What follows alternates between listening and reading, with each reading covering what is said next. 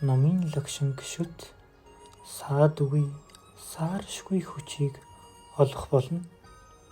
Номын лагшинд шүтсэн сэтгэл оюун очир эрдэмэд ариусгах болно. Номыг гişүт хүсэл бүхэн биежиж биелэх болно. Та нар дээдсийн ном хутагт алтан гэрэлт судар номыг судалж шүтэж сонс. Сэтгэл зүрхэндээ ёсчлон шингээж үлдээ. Хэрвээ дээдийн энэ номд үнэн хүү сэтгэлээр чармаан шамдан суралцах аваас шунал уур хилэн нүгэл хилэнц бүгд үрд алга болно.